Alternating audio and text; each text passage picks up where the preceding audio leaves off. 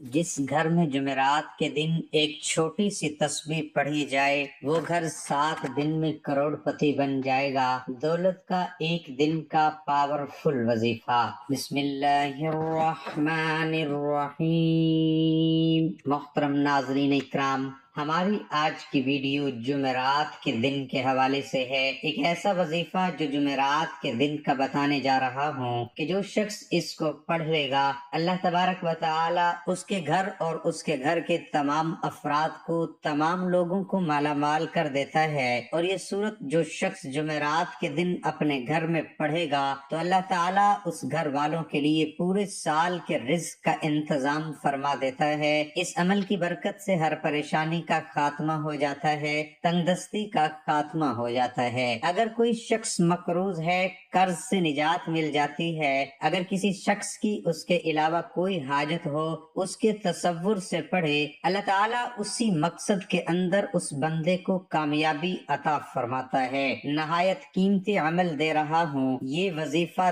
تیر بہدف ہے۔ جو شخص اس وظیفے کو کرے گا اس کے گھر امن کی برکتیں پورا سال رہتی ہیں۔ اور اس لیے اس قیمتی عمل کو جاننے کے لیے آپ اس ویڈیو کو ضرور دیکھیے گا، کیونکہ یہ موقع زندگی میں بار بار نہیں ملتا۔ بس آپ اس عمل کو اپنی ڈائری میں لکھ کر رکھ لیں اور جب بھی جمعرات کا دن آئے تو اس سورت کو صرف ایک بار اپنے گھر میں پڑھ لیا کریں۔ یہ ترتیب جو طریقہ کار میں آپ کو بتاؤں اسی کے مطابق آپ لکھ کر رکھ لیں۔ ہر جمعرات اس عمل کو کرتے رہیں، کسی اور عمل کرنے کی ضرورت نہیں پڑے گی۔ وہ دوست احباب جن کی کسی کام کے اندر کوئی بھی قسم کی رکاوٹ ہے، جو بڑے بڑے وظائف سے حل نہیں ہوا، وہ دوست احباب جو ڈاکٹروں سے مایوس ہو چکے ہیں اور بیماریاں ان کے گھر میں آ چکی ہیں، جو جانے کا نام نہیں لیتی، ان دوست احباب سے گزارش ہے کہ اس عمل کو ایک مرتبہ ضرور آزما لیں، چاہے تو ایک جمعرات کر لیں یا پھر ہر جمعرات کو یہ عمل کر لیں، یہ آپ کی مرضی ہے۔ حضور کریم نے فرمایا کہ جو شخص پہلے مسجد کے اندر آتا ہے اللہ تعالیٰ اس کو ایک اونٹ ذبح کرنے کا ثواب دیتا ہے، جو بعد میں آتا ہے اسے ایک گائے ذبح کرنے کا ثواب ملتا ہے۔ اور جتنی جلدی ہو سکے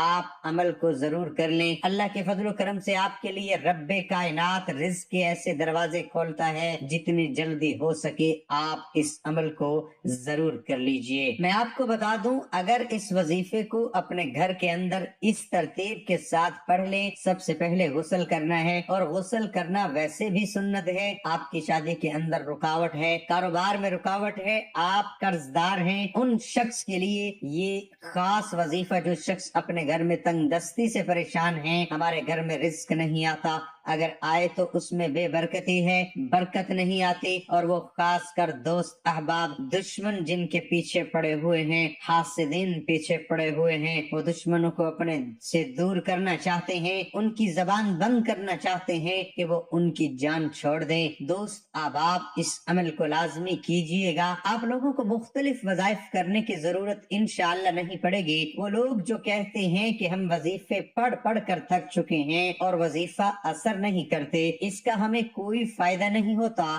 اس کی بہت ساری وجوہات ہیں، بہت سے مسائل ہیں، لیکن آپ کو پریشان ہونے کی ضرورت بالکل بھی نہیں ہے۔ اپنے رب پر بھروسہ کرنا ہے، اللہ تعالیٰ پر یقین کامل رکھتے ہوئے یہ وظیفہ کرنا ہے۔ قرآن مجید میں ارشاد باری تعالیٰ ہے کہ اللہ پر بھروسہ کرو تو اللہ ہی کافی ہے۔ قرآن مجید میں ایک جگہ اور ارشاد ہے، اور اللہ ہی پر بھروسہ کرو۔ قرآن پاک کا ارشاد ہے کہ اللہ تعالیٰ ہی بہترین کارساز ہے۔ اللہ کے احکام اور فیصلے کے آگے سر جھکانا توکل ہے، اللہ پر اعتماد کرتے ہوئے اس پر اتفاق کرنا توکل ہے۔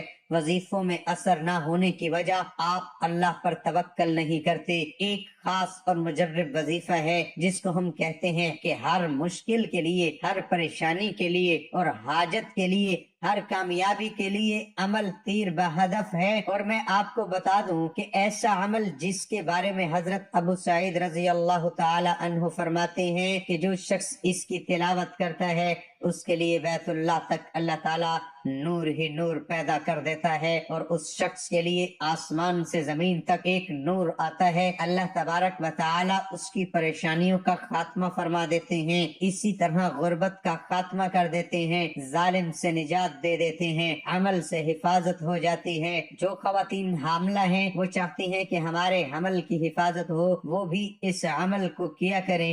اس طرح ایک بزرگ کا قول ہے، جو کوئی شخص اس کو پڑھ لے گا، آپ کو ایک مرتبہ اس کے پڑھنے کا کہہ رہا ہوں، بتا رہا ہوں کہ لیکن وہ فرماتے ہیں کہ کسی ایک مرتبہ خلوص دل کے ساتھ اس کو پڑھا جائے، اس کے بعد سجدہ ریز ہو کر جس طرح ہم نماز کا سجدہ کرتے ہیں اسی طرح سجدہ کر کے اللہ کی بارگاہ میں صرف دعا کیجئے، اپنے مقصد کے بارے میں اللہ تعالیٰ کو بتایا جائے۔ ویسے تو اللہ تعالیٰ دلوں کے راز جانتا ہے، اللہ تعالیٰ ہمارے دلوں میں موجود جو کچھ چل رہا ہے، جس مقصد کے لیے وظیفہ پڑھو گے اللہ تعالیٰ اس سے باخبر ہے، اور فرماتے ہیں کہ اس کے باوجود اللہ کی بارگاہ میں التجا کریں، یا باری تعالیٰ میرا فلاں مقصد فلاں پریشانی ہے، میں قرض میں ڈوب رہا ہوں۔ وہ فرماتے ہیں کوئی نہ کوئی ایسی صورت لازمی پیدا ہوتی ہے، کوئی نہ کوئی مدد ضرور ایسی آتی ہے، کوئی نہ کوئی ایسا بندہ ضرور مل جاتا ہے کہ اس کے سارے کا سارا قرض اسی ہفتے ادا ہو جاتا ہے، اگرچہ وہ جتنا زیادہ ہی مقروض کیوں نہ ہو، اللہ کے فضل و کرم سے ہر طرح کی پریشانی کا خاتمہ ہو جاتا ہے۔ اس وظیفے کی طرف چلتے ہیں۔ پاک صاف کپڑے پہن کر آپ نے پیارے ناظرین ہلکی سی خوشبو جو بھی میسر ہو آپ نے وہ لگا لینی ہے، اپنے وجود کو اپنے جسم کو خوشبو لگا کر آپ نے قبلے کی جانب آپ نے منہ کر لینا ہے۔ سب سے پہلے آپ نے درود پاک پڑھنا ہے، ایک بار ثواب کی نیت سے میرے ساتھ بھی دہرا لیں، اللہم صلی علی محمد وعلی آل محمد کما صلیت علی ابراہیم وعلی آل ابراہیم انک حمید مجید، اللہم بارک علی محمد وعلی آل محمد کما بارکت علی ابراہیم وعلی آل ابراہیم انک حمید مجید۔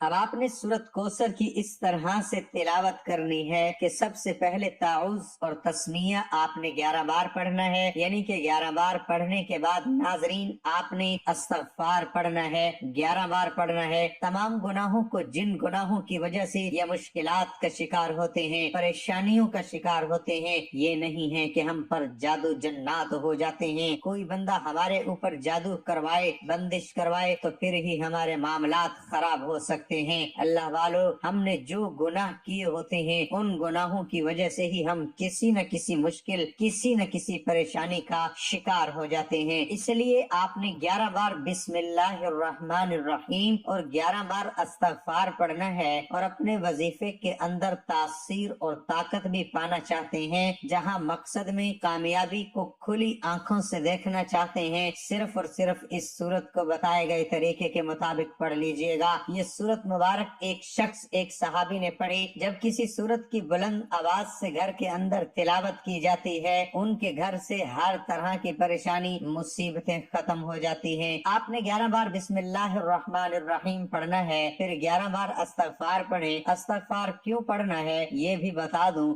محترم ناظرین، اسلام بطور دین ایک مکمل ضابطہ حیات جو مسلمانوں کو با مقصد زندگی گزارنے کا مکمل طریقہ بتاتا ہے۔ اللہ تعالیٰ نے انسان کو اشرف المخلوقات بنایا، یعنی سوچنے سمجھنے کی صلاحیت دی، صحیح اور غلط کی آگاہی دی۔ اب یہ انسانی عقل پر منحصر ہے کہ وہ سیاہ کرتا ہے یا سفید، لیکن انسان خطا کا پتلا ہے اور اللہ ہمیشہ اپنے بندوں کے ساتھ رحم کا معاملہ کرتا ہے، اس لیے اس نے مسلمانوں کے لیے ہدایت کا راستہ بھی کھلا رکھا ہے، تاکہ اگر کوئی مسلمان گناہ کا مرتکب ہو جائے تو توبہ و استغفار سے فلاح راستہ پا سکے۔